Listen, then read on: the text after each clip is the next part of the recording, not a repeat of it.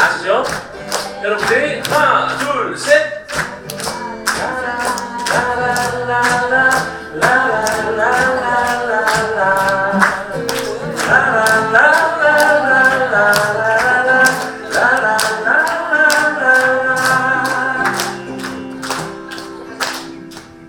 문득 외롭다 느낄 때 하늘을 봐요.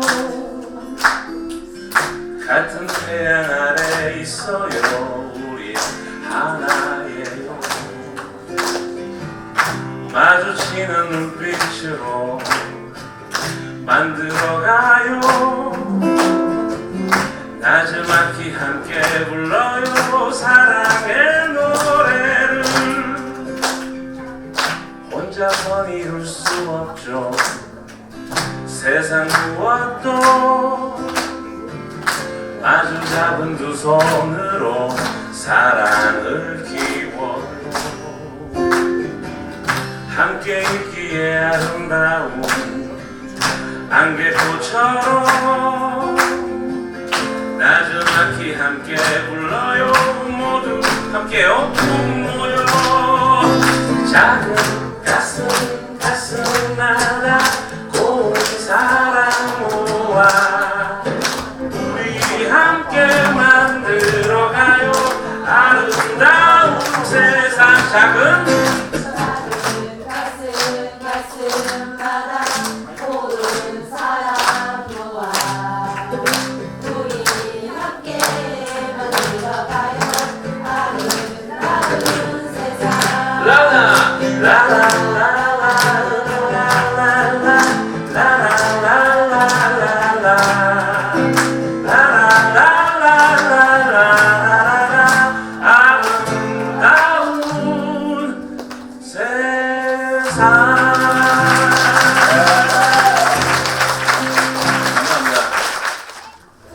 오늘 모처럼 퇴근길 인문 강연을 하게 되었습니다.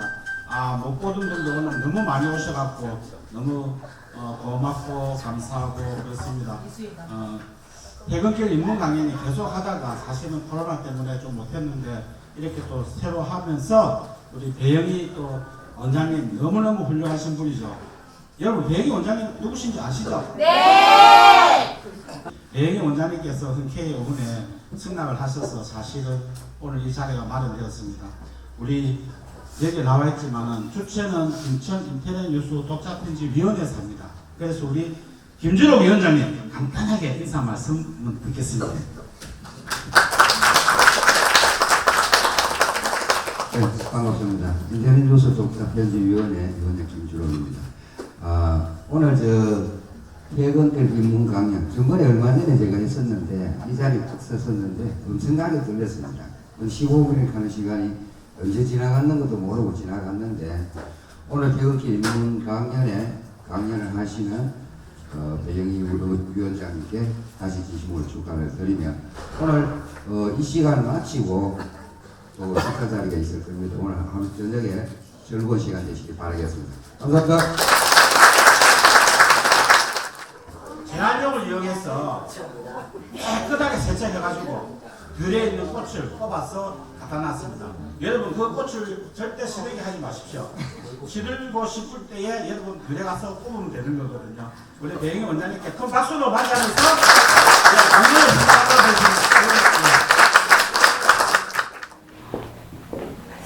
강연을 먼저 이 부족한 저에게 이렇게 기회를 주신 김천 인터넷 뉴스 김윤탁 사장님께 감사드립니다.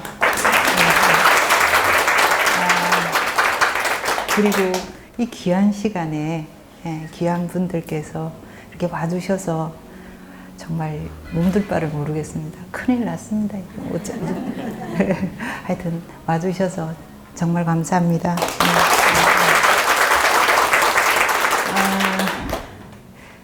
제가 이제 책을 한 권 냈는데 그 책이 이제 대박이 났어요. 그래서 금방 김병재 음악학원 원장님도 제 책을 읽고 노래를 세 곡을 만들으셔서 금방 불러주셨고 책 읽는 유튜브가 있더라고요. 저도 모르는 사람인데 그분이 제 책을 읽고 방금 전에 보니까 5만 3천 명이 책을 읽었더라고요. 그래서 잠깐 제가 떨리니까 이거 하나 듣고 시작하도록 하겠습니다. 네. 돌틈 사이에 피든 등판에 흐드러지게 피든 누구나 다 끝이다. 누구를 원망할 필요도 없고 괴로워할 이유도 없다. 한 분의 인생, 나를 사랑하며 살자. 굴곡진 삶의 궤적일수록 향기는 진하다.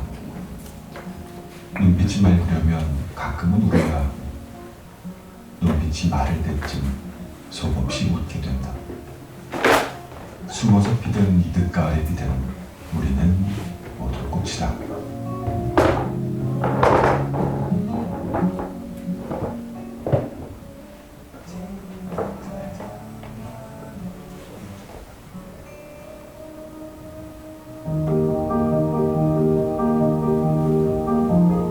안녕하셨습니까?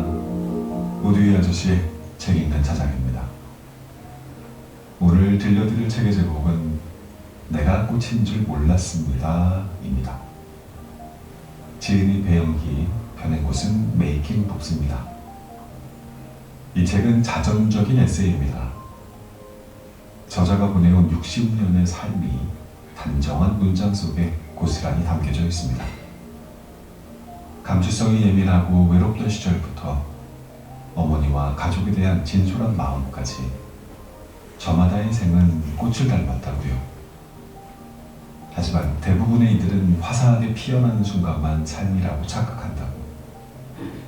저자는 이 책에서 피어나는 시간 또는 저무는 시간까지 모두 인생이라고 말하고 있습니다. 책에 수록된 글들이 참 여운이 깊으면서도 재밌습니다.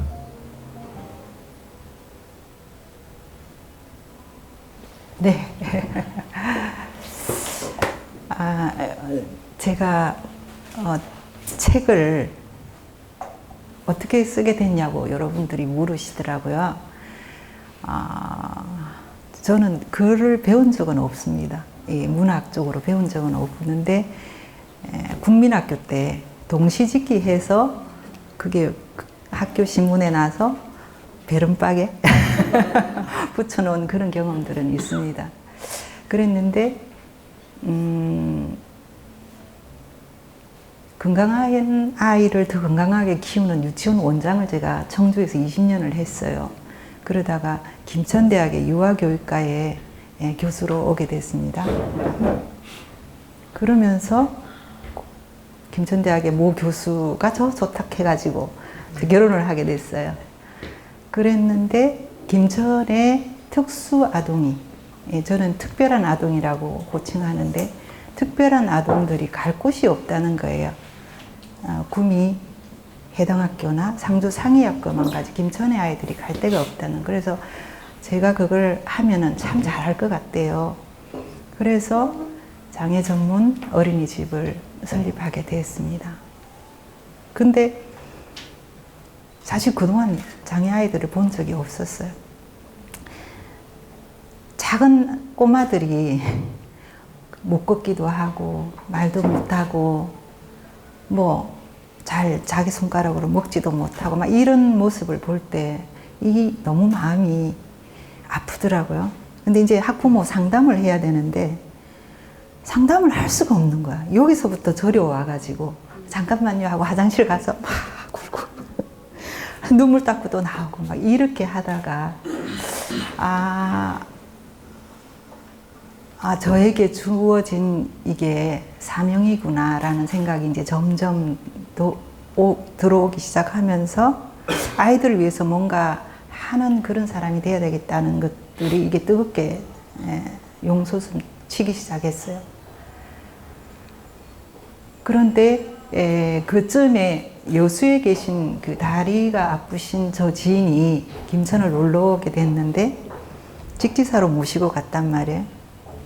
근데 이제 목발을 짚고 이렇게 갔으니 휠체어가 필요한 거예요. 그래서 이제 휠체어를 좀 구하려고 뭐 직지사 또 문화공원 또 백수문학관 뭐 도자기 박물관 막 전화를 했는데 휠체어가 없는 거예요. 그래서 결국 그분이 한 10대 발자국 가다가 못 가고 말았어요. 업고 갈 수도 없으니까. 그래서 그게 계기가 돼서 제가 김천 신문사가 있잖아요. 거기에 이제 기고를 하게 됐어요. 장애인들에 대한 편의가 안 돼 있다. 뭐 이제 이게 장애 인식 개선을 해야 되겠다는 생각이 막 들어서 그래서 그거를 이제 신문에 1호로 실게 됐어요. 그게 한 18년 전 이야기예요. 그랬는데 그 신문사에 계신 뭐 편집장 이런 분이 연락이 왔어요. 다음에도 글을 좀 써달라는 거야. 그래서 그걸 이제 계속 글을 쓰다 보니까 한 16년 정도 글을 내게 됐어요. 그래서 올 초에 올 1월 들면서 제가 그동안 정효준 기자도 잘 아시지만 내가 썼던 글이 몇 편이나 되나 하고 한번 모아봤더니 80편이 되더라고요. 그래서 요걸 가지고 책을 만들어 봐야 되겠다라고 시작을 하게 됐어요. 그랬는데 이제 시대적인 배경이 바뀌고 제 생각이 바뀌고 뭐 모든 것이 바뀌다 보니까 거기에서 건졌던 건 한 3분의 1, 4분의 1밖에 안 될 것 같아요. 그래서 글을 이제 다시 쓰기 시작했는데 제가 글을 쓰려고 이제 딱 책상에 앉아 있으면 뭐가 가슴 안에서 이렇게 따그닥 걸리는 게 있는 거예요. 도대체 이게 뭐지? 그래서 처음으로 제가 태어나서 지금까지의 모든 것들을 서랍 정리하듯이 제 마음의 글을 다 꺼내놨어요. 꺼내놔 보니까 이 안에 풀리지 않는 엉어리가 유리 조각이 박혀 있더라고요. 아직도. 그것 때문에 이 돌아가지가 않는 거야. 그래서 많이 울었어요. 그래서 그게 뭔가를 스스로 치유하게 되는 그런 과정이었어요. 이 책을 통해서. 그래서 그걸 풀지 않으면 어떤 무엇도 못 하겠는 거예요. 그냥 알고 보니 엄마가 제가 무남동녀인데 저를 놓고 돌 지난 저를 놓고 그 집을 나가신 거야. 그러니까 한 2년 이상 이모 손에 제가 컸던 거예요. 그러면서 어떤 그 엄마에 대한 상처가 좀 많이 있었던 것 같아요. 그러니까 제 상처는 결국 엄마더라고요. 그리고 또 보니까 제 정말 뼛속 깊이 안 지워진 그 아픈 상처를 제 스스로 이제 꺼내봤어요. 그랬더니 참 제가 이제 이 책이 히트라 하면 좀 그렇지만 진솔하게 다가가는 거는 제가 가식하고 포장하고 감추고 위선하고를 전혀 안 했거든요. 아이 모르겠다. 사람들 다 상처 없는 사람 어디 있어. 나 이래 어쩔 거야. 내가 1000년 살 것도 아닌데 그냥 그래. 이러고는 있는 대로 썼단 말이에요. 근데 그 글 안에도 그런 것들이 있는데 제가 초등학교 한 3학년 그쯤에 뭐 옛날 집이라 해봐야 뭐 그렇잖아요. 6.25 사변 나고 뭐 한 10년 이후 됐으니까 이제 아버지는 해양 경찰이어서 배를 타고 이렇게 나가서 집에를 자주 안 오셨어요. 엄마 흉인가 싶기도 한데 제가 이제 마음의 엉어리를 풀었던 이야기를 하는 거예요. 근데 이제 지금은 이해가 다 됐어요. 다 풀렸으니까 지금 이야기하는 거예요. 근데 그 풀리지 않는 게 환갑이 지나도 그 유년기 때 상처가 제 가슴에 찔려 있어가지고 평생 저를 괴롭혔어요.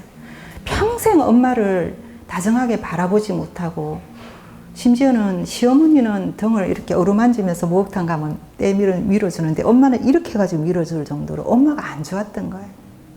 무남동녀 엄마하고 나하고 둘이밖에 없는데 아버지는 일찍 돌아가시고 같이 살 수밖에 없는데 그런 느낌이었어요. 근데 그게 뭔가 봤더니 엄마로부터 받은 그러니까 제가 착한 아이 증후군으로 컸던 것 같아요. 남들이 착하다 하니까 착한 아이로 계속 할 수밖에 없었던 한 번도 반항하거나 대응하거나 이러지는 않고 착한 아이로는 컸는데 마음속에 엉어리는 정말 하나도 안 풀릴 거예요. 그래서 이 책을 쓰면서 끄집어내 보니까 하여튼 엄마의 다른 남자가 우리 집에 와서 자고 그 엄마하고 자는 어떤 그런 모습을 제가 보게 되고 또 심지어는 자고 있는 저를 그 남자 옆에 갖다 눕히기도 하고 이랬던 것들이 지금은 다 풀렸으니까 지금 이야기하는데 그것이 큰 누구에게도 말을 못하고 엉어려져 있던 막 저만의 너무 괴로운 고통이었어요. 이게 막 그 생각만 하면 막 정말 그 시궁창에 오물이 다 올라가는 것 같이 저가 그렇게 괴로웠어요. 그래서 이제 그걸 발견하게 되고 그래서 이제 결국은 이제 이 책을 통해서 제가 그 치유를 받았어요. 자, 그 다음 장을 한번 보면 풀고 나니 별것도 아니다. 제가 용기를 냈어요. 엄마가 90이에요, 나이가. 누워 계셔요. 소대병 받아내요. 엄마 돌아가실 때까지 지금까지 참았는데 그냥 넘어갈까? 아니면 맞짱 떠서 한번 풀고 갈까? 근데 가만히 생각해 보면 책 쓰기 전에 이런 시간들이 너무 많았어요. 가만히 생각하니 엄마가 돌아가셔도 진심으로 울지 않을 것 같았어요. 무덤에 가도 진심으로 울지 않을 것 같았어요. 그래서 풀자. 용기가 너무 필요했어요. 그래서 엄마하고 약속을 했어요. 주말에 막걸리 한 병 사서 엄마하고 둘이 테이블에 앉았어요. 그게 올 3월쯤 되는 거예요. 그래서 그 용기 있게 꺼냈어요. 엄마, 그때 왜 그랬어? 뭐? 그때 그랬잖아. 저는 그게 하나도 안 잊혀져요. 무슨 색깔 있고, 엄마 머리가 어땠고, 어떤 테이블 있고, 그 장면이 하나도 안 잊혀지는 거예요. 한 60년이 지나도 안 잊혀지더라고요. 근데 엄마가, 굉장히 당황스럽잖아. 그래, 좀 어떻게 막 모면하고 싶어갖고, 막 휴지를 계속 뚫뚫 말아가 버리고 뜨리고 해서 했던 직접적인 미안해 하는 사과는 못 받았지만, 그 마음의 느낌으로서 충분히 저한테 미안하다는 그런 것들을 제가 받았고, 그로 인해서 엄마가 정말 훨씬 나에게 진심으로 사죄하는 마음을 느껴요. 정말 잘하고, 저도 그렇게 막 그날 왜 그랬냐고 정말 호랑이, 표범 이런 동물들이 거의 우는 것처럼 제가 그렇게 울었어요. 정말 많이 울었어요. 그러고 나서 이제 정말 그게 해소가 되고 풀었어요. 그래서 지금은 제가 엄마 소대변을 받아내고 있거든요. 아시는 분 있지만 엄마 똥도 너무 이뻐요. 처음이에요. 지금까지 엄마 피부 닿는 것도 싫었었는데 이제는 엄마 털리도 너무 좋고요. 풀었어요. 그래서 이런 말씀 드리는 거는 제 생애의 가장 큰 어거니를 이 책을 통해서 풀었다. 어디 저만 그렇겠느냐. 여러분들도 혹시 그런 게 있다면 죽고 나면은 어떻게 그 상대가 그러다가 내가 또 풀지 못하면 죽으면 어떡해. 참 풀길 잘했다 이런 생각이 들어서 책 안에도 이런 내용을 넣었는데 오늘 그런 말씀을 드립니다. 인터뷰에서 박수 한번 주세요.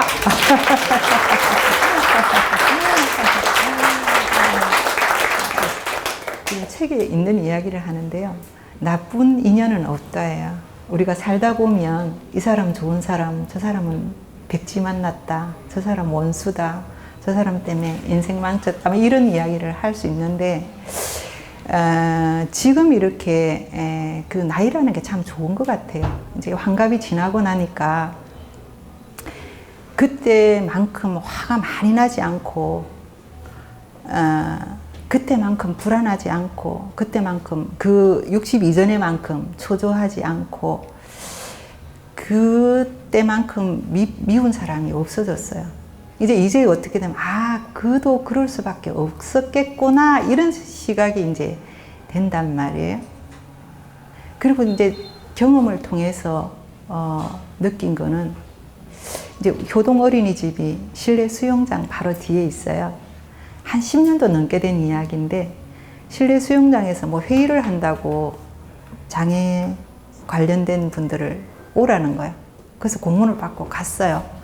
그랬는데 그 수영장 계장님이 막 장애인들은 그 남에게 피해만 주는 사람, 막 아무리 잘해줘도 좋은 걸 모르는 사람, 받기만 원하는 사람, 막 인간 취급을 안 하는 그런 발언을 막 하시는 거야. 그러면서 수영장 사용을 금지해 달라는 거예요. 그런데 제가 장애 전문 원장이 아니면 뭐 너무 비장애인으로 그냥 수영장을 다니는 사람이면 저도 그랬을 수가 있는데 우리 새끼들을 생각하니까 이게 막 부글부글 끓어오르는 거예요. 공개적인 회의석상에서 장애 아동에 대한 비하 발언을 막 하는데 막 얼굴이 막 벌겋게 타기 시작하는데 무슨 말을 어떻게 해야 될지 모르겠더라고요. 그래서 막 허벅지를 꼬집었어요. 지금 내가 한마디 해? 참아? 막 이렇게. 막 사람도 아닌 것처럼 막 요구하는 거예요. 그래서 그때 잘 참았어요. 참고 회의를 마치고 이제 문을 나왔다가 이 자리에 우리 원감 선생님이 지금 그때도 지금 우리 18년직이에요. 같이 갔었지 그때. 가자 다시 들어갔어요. 그래서 계장님한테 아까와 다른 표정으로 자 드릴 말씀이 있습니다. 좀 앉아보세요. 이렇게 했어요. 그래서 정말 제 명함을 잘 안 쓰는데 교육학 박사 있는 명함을 탁 내면서 아까 계장님께서 하신 이런 말씀은 인권 침해다. 이거 한 10년 전의 이야기예요. 그래서 장애 아동들의 입장에서, 장애 아동의 부모 입장에서, 장애 아동과 함께 손잡고 가는 우리 교사들의 입장에서 막 제가 막 갖다 부었어요. 생각은 잘 안 나지만 제 눈물이 좀 그렁그렁했었던 것 같아요. 그리고는 제 할 말 다 하고 앞으로 그런 말은 하지 마시라고 그러고는 이제 문을 딱 닫고 나왔는데 이분이 막 바짝 걸어가지고 문 밖에까지 막 이렇게 나오더라고. 그러면서 90도로 절을 하는 거야. 바로 뒷집이잖아. 수영장 뒷집에. 그랬는데 생각지도 안 했는데 그 다음날 그 개원들이 5명인가 6명이 되는데 그 공무원들하고 애들 주라고 간식을 사갖고 어린이집을 방문을 한 거예요. 그래가지고 어제 미안했다는 거야. 그래서 아이들을 위해서 무언 봉사할 일이 없느냐. 그냥 잡초 좀 뽑아라 그랬어요. 불 뽑고 전기 고장났다 전기 고치고 수도 고장났다 수도 고치고 막 이제 이렇게 인연이 됐어요. 그래가지고 이제 후원 계좌가 있어요. CMS. 그 계좌를 또 달라는 거야. 그래가지고 쫙 줘가지고 그날 한꺼번에 6명 다 받았네. 10년 지났는데도 지금도 하고 있어요. 그런데 그 계장님이 그 다음부터 자기 인생에 있어서 배영희 원장님이 아니었다면 지금도 장애인에 대한 편견을 갖고 있었을 거라는 거예요. 근데 그렇게 인식 개선을 하게 해줘서 너무나 감사하다고.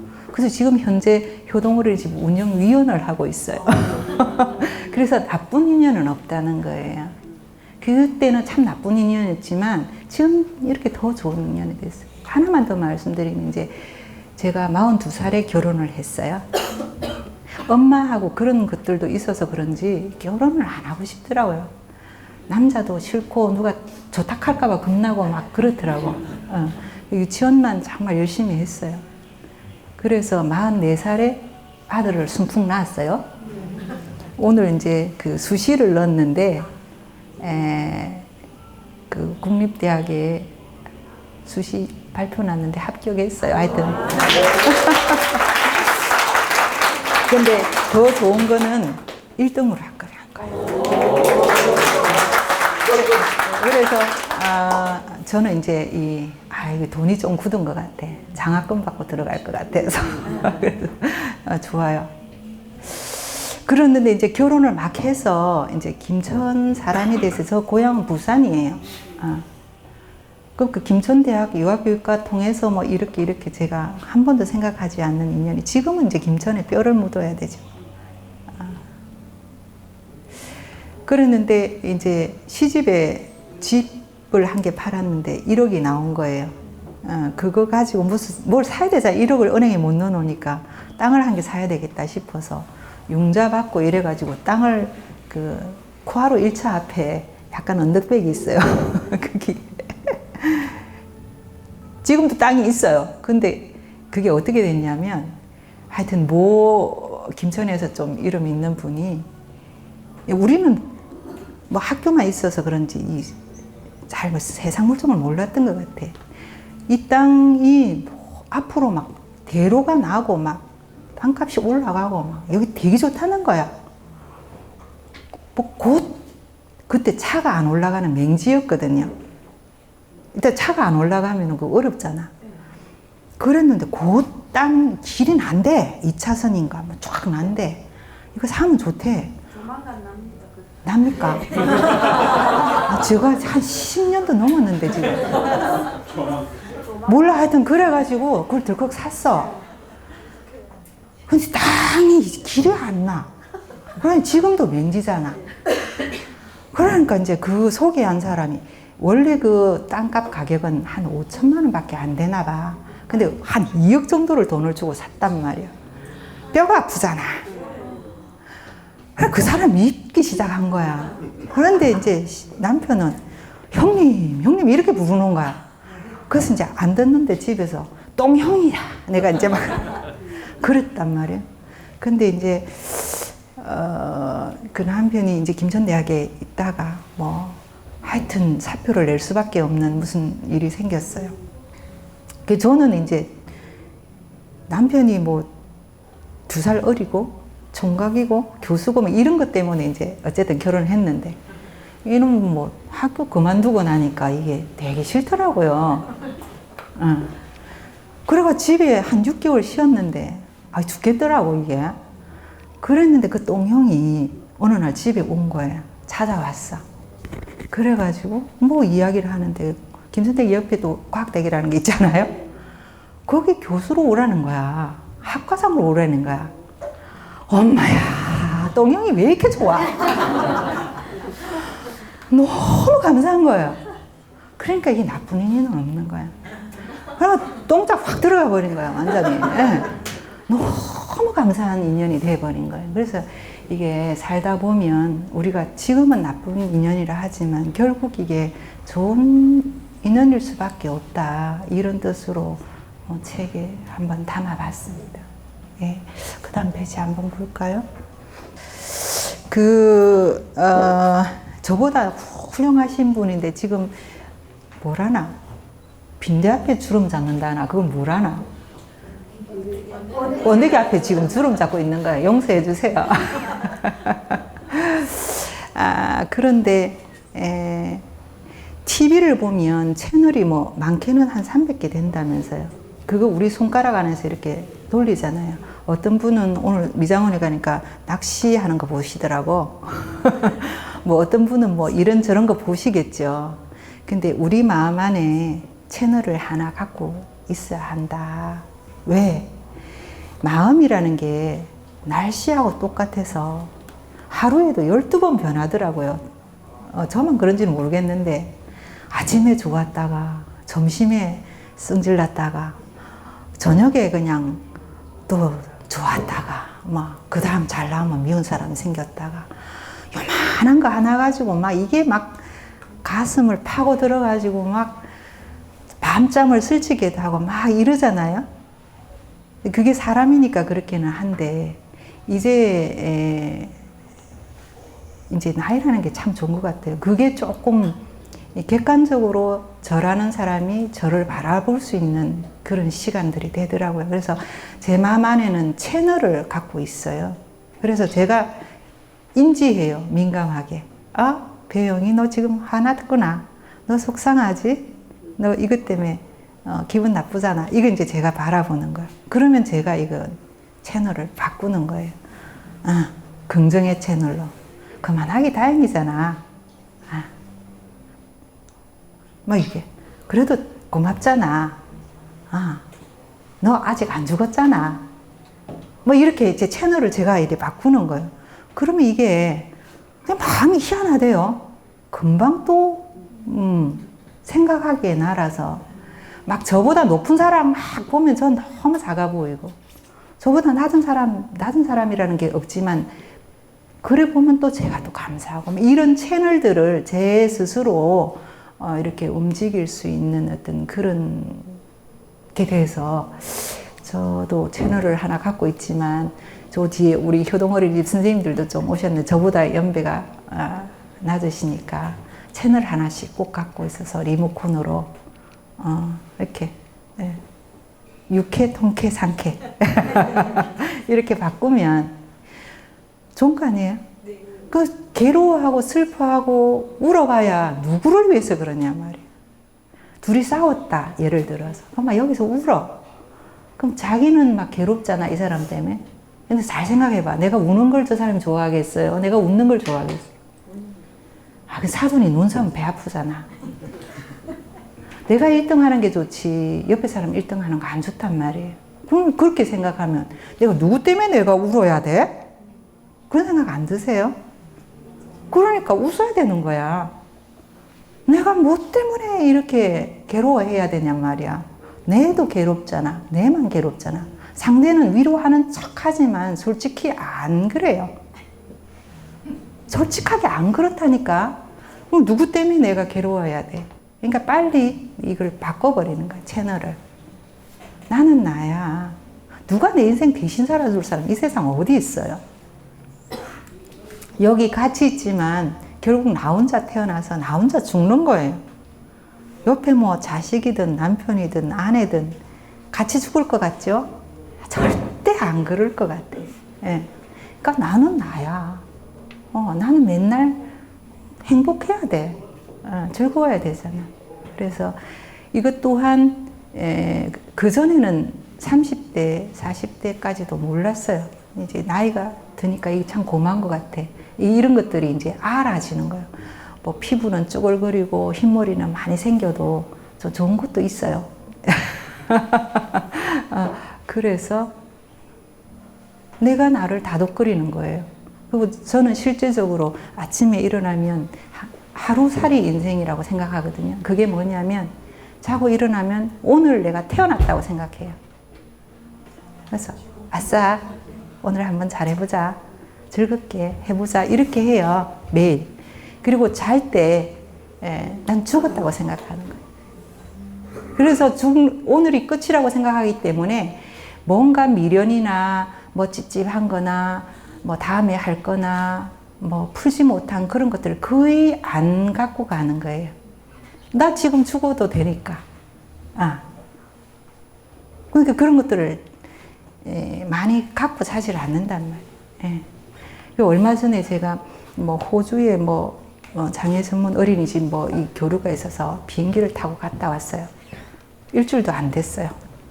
근데 비행기를 타고 가는데 한 12시간씩 이렇게 탔거든요. 근데 큰 비행기인데도 이 구름하고 마주치니까 비행기가 덜덜덜덜덜 하는 거야. 그 옆에 반응들 생각나시죠? 엄마야, 엄마야, 막 하느님부터 부처님부터 다 찾으시고 엄마야, 막 죽을까봐 난리를 하더라고. 그래서 저는 지그시 눈을 감았죠. 그러고는 생각했어요. 지금 내가 이대로 죽는다면 내가 무엇이 요한이 있을까? 내가 못한 게 뭐 있을까? 뭔가 이런 것들을 생각했어요. 아무렇지도 않더라고요. 그래, 이게 끝이라면 끝. 오케이. 맡겨.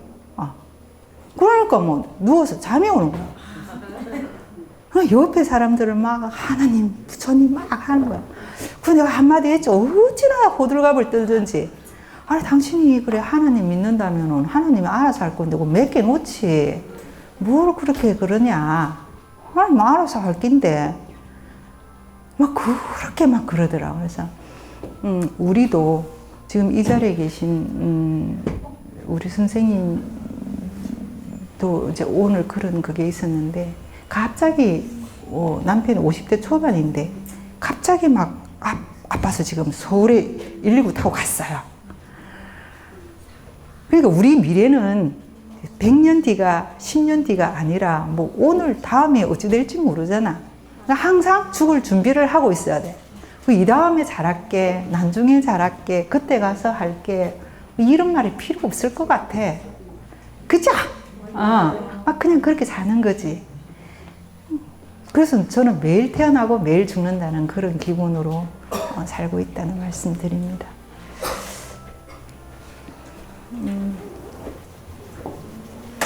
요거 한번 같이 듣도록 하겠습니다. 네. 친구야, 니만 알아라. 친구야, 나는 항상 비상약을 가지고 다닌다. 가끔씩 아플 때, 삶이 고달플 때, 무기력증이 빠질 때 비상약을 깊이 꺼낸다. 이것은 물도 필요 없고 꽁치도 필요 없는 신기한 약이다. 약을 먹기까지가 힘들지 먹고 나면 한 5분만 지나도 바로 효과가 나타난다. 눈가에 근육이 풀리며 입꼬리가 올라가고 크게 심호흡을 하게 된다. 때로는 고개를 들어 먼 산을 바라보기도 되고 심지어 새소리도 들려온다. 어떻게 그럴 수 있냐며 이를 부득부득 앓다가도 그럴 수밖에 없었겠지 하면서 화를 가라앉힌다. 진짜 신비로운 약이다. 미성년자가 살 수 없는 담배나 술도 아니고 약국에 가서 사는 그러한 약도 아니다. 참 다행스럽게도 학력, 성별, 지위에 관계없이 누구나 구할 수 있으니 고맙기 그지없는 약이다. 특히 신부님이나 목사님들이 이 약을 많이 드시는 걸 보았다. 어쩌면 그들은 중독자인지도 모르겠다. 나도 그동안 이 비밀을 몰랐다.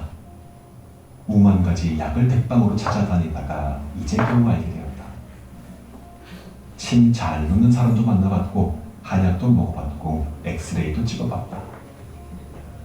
겉은 멀쩡한데 속은 다 썩고 검사를 해보면 신경성이라나 뭐라나 대체 어쩌라는 거냐.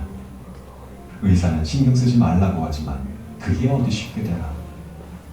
생각하면 할수록 나사무처럼 해집고 들어와 잠을 설치게 되고 울음이 나기도 하지. 아무도 안 듣는 데서 욕이라도 실컷 했으면 싶을 때가 한두 번이 아니지 않나. 사실 나만 억울한 줄 알았는데 가까이서 보니 나처럼 힘들지 않은 사람이 없더구만. 천석구는 1000가지 걱정, 만석구는 10,000가지 걱정이라더니 높은 곳에 있는 사람일수록 겉으로는 웃고 있어도 안으로는 마음이 속상해하더라. 돈 없는 사람은 돈만 있으면 되고 아픈 사람은 안 아프면 살 것 같지만 한 가지를 해결하고 나면 또다시 원하는 게 생기잖아. 그런데 이 약을 발견하고 나서는 그조차도 내려놓게 되더라. 이게 다 욕심일까 말이야. 이 비밀을 누설해도 될지는 모르겠다. 5만 원권 한 장이라도 받고 말해줘야 되는 거 아닐까? 그래도 뭐 너는 모래 친구니까 그냥 살짝 말해줄게. 친구야, 잘 들어래. 그건 2글자로 되어 있다. 첫 글자는 기억으로 시작하고 2번째 글자는 시옷으로 되어 있는데 귀 좀 대봐라. 들리나? 뭐 그리 눈을 동그랗게 뜨노? 그래, 감사. 그게 맞다. 놀랬나 보네. 네 그거 몰랐지? 그게 있잖아. 아마 진짜로 명약이더라. 니도 한번 써봐라. 너무너무 힘들 때 이 약을 꺼내봐라. 감사. 이렇게 말하고 꼴꺽 삼키는 거다. 그러면 신기하게도 힘이 난다. 그리고 누가 미울 때 있잖아. 그때에도 효과가 최고다. 감사라고 생각하는 순간 그 사람 덕분에 배운 게 너무 많다는 걸 느끼게 되더라. 세상엔 똑같은 사람만 사는 게 아니구나. 뭐 그런 걸 배운다니까. 친구야, 우리도 이제 자꾸 나이 먹어가잖아. 몸은 어두해지고 얼굴에 주름은 늘고 그래서 자꾸 서글퍼지잖아. 니는 안 그렇구나. 마음은 여전히 어린아이 같은데 겉으로는 어른인 척 해야 되니까 힘이 드는 거지. 그러니까 매일 이 약을 먹어야 되는 거라. 감사, 감사, 감사 이렇게 주문을 외는 거라. 그러면 찡그렸던 얼굴이 펴진다. 자식이 있어서 감사하고, 부모가 살아계셔서 감사하고, 일할 수 있어 감사하고, 내 몸 하나 누일 곳 있어 감사하고, 걸어 다닐 수 있어 감사하고, 그러면 감사하지 않은 게 하나도 없다. 내 말 알겠지? 나는 이 약을 알고부터 수시로 먹는다. 사실 오늘 아침에도 하나 먹었다. 아쉬운 건 좀 더 빨리 알았더라면 더 좋았을 걸 싶다. 그러니까 니도 어서 먹어봐라. 요즘 힘들어 보이더라. 이만 줄인다. 니만 알아라. 알겠지? 한겨울이라고 춥다고 웅크리지 말고 이 약 하나 먹고 나가거래. 마음이 진짜 새봄처럼 따스해질 기다.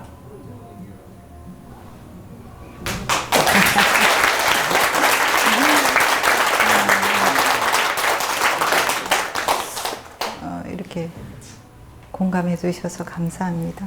네. 이 습관처럼 이 눈이 있잖아요. 밖으로 두 개 나와 있으니까 옛날에 여기 눈이 하나 있었대요. 마음을 보는 눈이. 근데 이게 사람이 자기 마음은 안 보는 거야.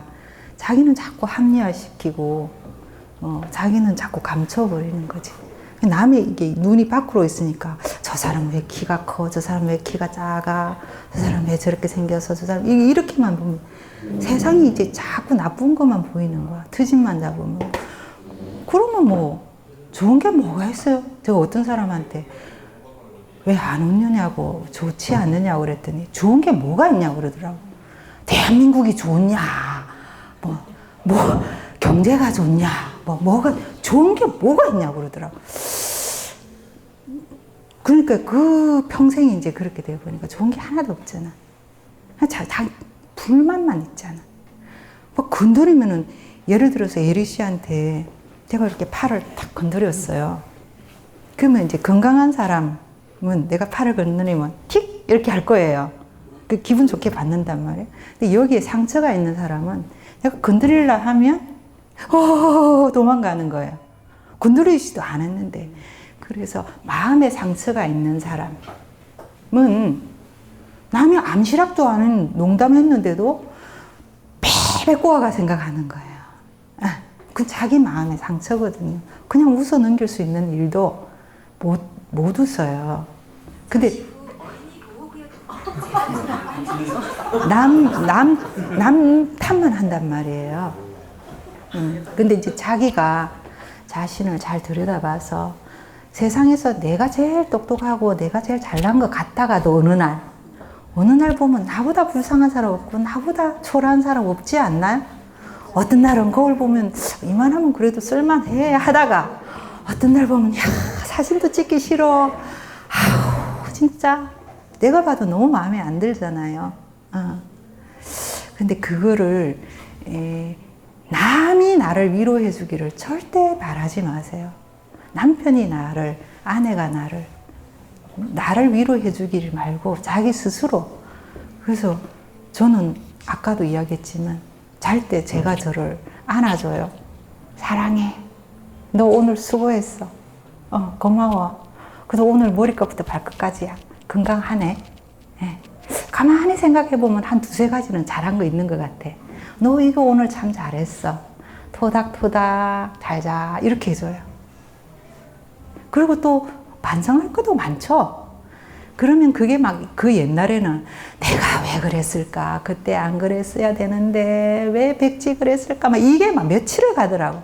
근데 지금은 그게 텀이 짧아졌어요. 오케이, 나 실수했어. 다음에 안 그러면 되지. 그리고 가위로 확 잘라버리는. 실수한 거 또 안 하면 될 거 아니야. 니도 사람이니까 그럴 수 있지. 궁둥이 한번 톡톡. 이렇게. 예. 이제 마지막입니다.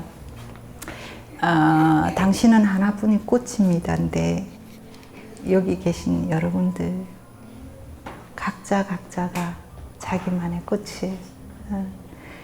새싹도 좋고 꽃봉오리도 좋지만 정말 시들어가서 땅에 떨어져서 구름이 되는 그 순간까지도 나잖아, 그죠? 그래서 가장 자기를 사랑해야 할 사람은 자기 같아요. 자기를 이렇게 보다며 주시고 나를 위로해 줬으면 좋겠어요. 여러분들의 말씀도 언제 들었으면 좋겠는데 태어나면서부터 엄마하고 분리됐으니까 불안하니까 우리 울었죠. 저는 10대 때 초등학교 다닐 때 너무 외로웠어요. 그때 보통 막 7, 8, 9 낳았거든요. 저는 혼자니까 저기 골목에 놀다가 애들이 뭐 길순아 순자야 엄마가 부르면 막 다 가요. 우르르 막 형제들 막 꼬물꼬물 막 코 닦으면서 다 가는데 나는 맨날 혼자 외톨이였어요. 그래서 10대 초등학교 때 너무 외로웠어요. 너무 외로웠어요. 그리고 제가 제일 고뇌했던 거는 초등학교 한 5학년 때였던 것 같아요. 우리 집이 부산이고 이렇게 보면 5, 6도가 바라보이는 그런 곳이었는데 보르크 담벼락에 키가 작으니까 이렇게 기대가지고 정말 하염없이 밤마다 그 반짝반짝하는 그 등대를 보면서 그렇게 많이 울었어요. 사람이 왜 태어나는가? 왜 죽어야 되는가? 어떻게 살아야 되는가? 사는 게 뭔가 이런 생각을 그때 초등학교 5학년 때 가장 많이 했었어요. 그렇게 했고 고등학교 때는 고3 때 공부를 하나도 안 했어요. 머리도 나쁘지만 공부하고 싶지가 않았어요. 저는 고3 졸업하고 이제 스님이 되고 싶었거든요. 그랬고 고3 때 그 교복 입고 책가방 들고 부산에 단감동이라는 곳이 화장터가 있어요. 거기 저희 집은 태종대인데 그 가려면 한 1시간 반 이상 걸려요. 버스 갈아타. 거기를 이렇게 주말 토요일마다 갔어. 그래서 이제 막 화장하면 연기 나고 막 그때는 막 상여를 메고 막 곡하고 막 그랬거든요. 집신 신고. 저 혼자 그렇게 언덕배기에 앉아가지고 이렇게 많이 봤어요. 한 줌에 흙이 되는 이 가루가 되는 그런 게 이게 뭐냐 이게 나는 어딨냐 막 이런 것들을 참 많이 고3 때 고뇌했었고 애들은 뭐 남자친구 관심 많은데 저는 법당에 가거나 화상막에 가서 그렇게 지구가 도는 건가 버스가 가는 건가 내가 가는 건가 나는 어디로 가는 건가 이런 생각들을 참 많이 했었던 것 같아요. 지금도 답은 없어요. 지금 저 나름대로는 그래 많이 가지려 하는 게 아니라 텅 비어 있는 것이 아름다운 것이고 부자는 돈 많는 거나 뭐 명품 옷이나 뭐 좋은 차 타는 것도 좋겠지만 소박한 것이 정말 아름다운 것이다. 이런 것들을 이제 배워간다니까요. 그래서 참 살만해요. 그전에는 안 그랬거든요. 몰라도 아는 척하고 없어도 있는 척하고 막 그랬었는데 이 책에 보면은 보신 분들이 이제 좀 이따 질문해 주시면 좋은데 그냥 있는 대로 다 드러냈어요. 나 그래 어쩔 거야 그래. 뭐 어쩔 거야 그래. 나 이랬어. 그랬더니 이 책을 읽으신 어제 어떤 독자분도 연락이 왔더라고. 자기 이야기를 막 하는 거야. 자기가 애를 낳았는데 4살에 백혈병으로 죽었대. 그리고 남편이 39에 죽었다는 거야. 그래서 지금까지 살아오는 그런 것들을 이렇게 딱 적어보내는 거야. 그래서 나만 아픈 게 아니구나. 나보다 더 많은 분들이 아프구나. 그래서 숨기고 화장하고 감추고 덮지 말고 나 이래. 특히 제가 용기 냈던 건 우리 학부모들 때문에 그런 것 같아요. 특수아동을 키우는 우리 학부모들은 엉어리들이 다 있어요. 이 어깨에 바위를 다 쥐고 있어요. 근데 그게 1년이 아니라 평생을 아이랑 같이 있어야 되니까 본인도 아니게 되게 예민해요. 솔직히. 그리고 별것도 아닌데 탁 튀어요. 그리고 별말도 아닌데 왜곡하거나 아니면 화를 바락 내거나 이런 것들이 참 많아요. 그래서 그거를 들여다본 거는 저 사람이 아프구나. 마음이 아프구나. 이제 이렇게 되니까 참 다들 애쓴다. 이런 생각이 드는 거죠. 여기 직지사 올라오면서도 그 단풍잎들이 다 자기 잎을 떨어뜨리고 맨몸으로 막 홀로 서 있는 이런 모습들을 지금 보게 되는데 나무 한 그루에게도 너 참 애쓴다. 너 참 애쓴다. 살기 위해서. 그런 마음이 이제 드는 거예요. 여러분들도 똑같죠? 그래서 마무리는 나는 하나뿐인 꽃이기 때문에 내가 나를 가장 사랑하고 내가 나를 들여다봐서 내 아픔이 있으면 꺼내버리고 씻어버리고 나를 위로하고 그렇게 살죠. 뭐 몇백 년 살 것도 아닌데 죽을 거잖아. 죽을 때 어떻게 시원하게 가야 되잖아. 잘 놀았어, 잘 살았어, 안녕, 나 먼저 가. 이러고 가고 싶지 않아요? 그러다 보니까 이렇게 된 거예요. 저 말씀은 여기까지 하고, 혹시나 제 책을 읽은 분 중이나 저 이야기를 듣고서 뭐 질문하실 게 있으면 한두 분 질문 받도록 하겠습니다. 질문할 분 있으면 손 들어 주시기 바랍니다. 없죠? 있습니까? 질문. 선생님 질문 없습니다. 아까 저기 질문 두 분 한다고 저한테 신청했는데. 어떤 분이 손 들어봐요.